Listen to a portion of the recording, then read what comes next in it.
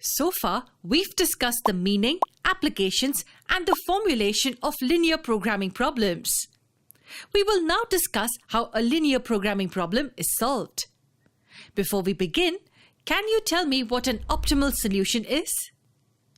The maximum or the minimum value of an objective function for the given problem is the optimal solution. But the question is, how do we solve a linear programming problem? Well, there are different ways to solve these problems. The problems having two variables can be solved graphically. Like in this example, there were only two decision variables, x and y. While in this example, we had three decision variables, and hence we can't solve it graphically. In such cases, the problems are solved using the simplex method. For now, we will be discussing the problems based on the graphical solutions. To solve a linear inequality with two variables on a graph, we will use a coordinate plane. We know that there are four quadrants in a coordinate plane. As the decision variables in a linear programming problem should satisfy the non-negativity constraint, the values of x and y should not be less than 0. It means they will lie in the first quadrant only.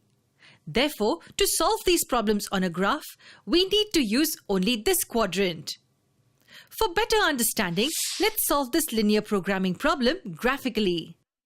In this problem, we need to find the maximum profit, which is denoted by the objective function z is equal to 50x plus 18y. So let us find the values of x and y which satisfy this linear inequalities. As the solution needs to be found using a graph, let's represent these inequalities on a coordinate plane. How do we graph inequalities? We will first write the corresponding equations for these inequalities. Can you write them here? That's right. These are the corresponding equations. Next, we need to graph the lines of these equations. And we can do that by finding the coordinates of x and y intercepts. Let me help you with the x and y intercepts of the first equation.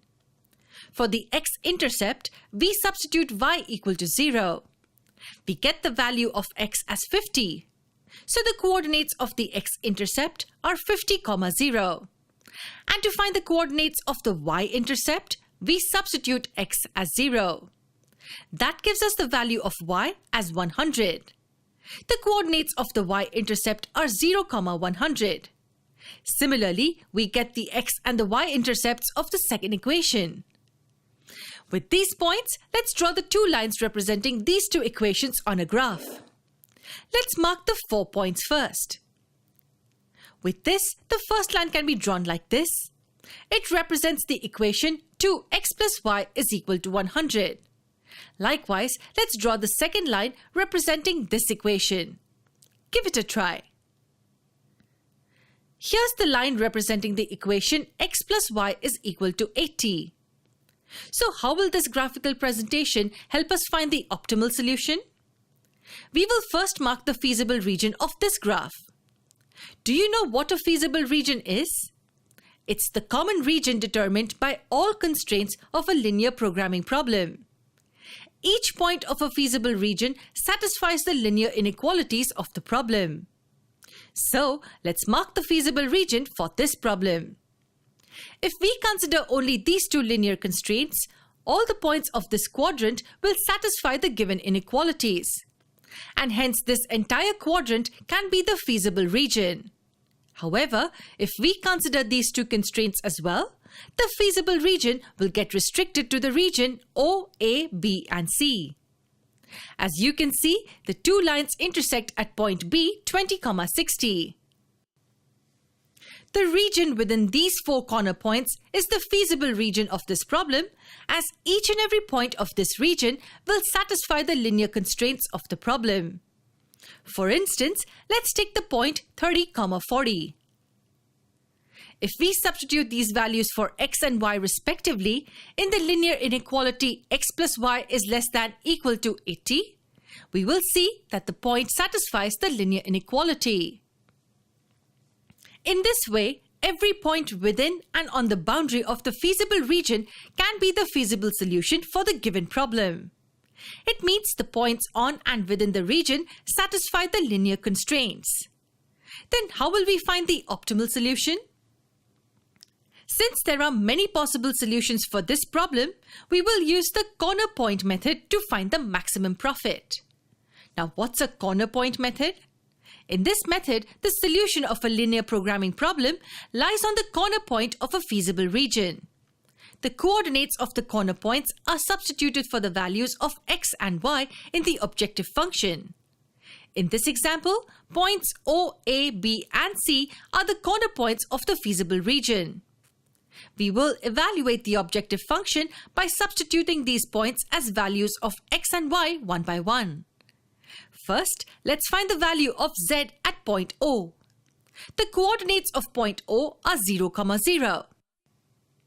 50 times 0 plus 18 times 0 gives us 0. Likewise, can you fill in these values of z? For the second point, we get the value of z as 1440,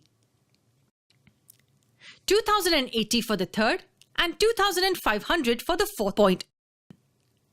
So we have all the four values of z at the corner points of the feasible region. Since our objective is to maximize z, the optimal solution lies at point C 50, 0 because the value of z is maximum at point C. This is how we solve a linear programming problem graphically. Let me ask you a question here. Is the feasible region of this problem bounded, or is it unbounded? To answer this question, we first need to discuss the meaning of the terms bounded region and unbounded region. And why did we choose only the corner points? And how did we find the feasible region? We will continue the discussion in our next lesson.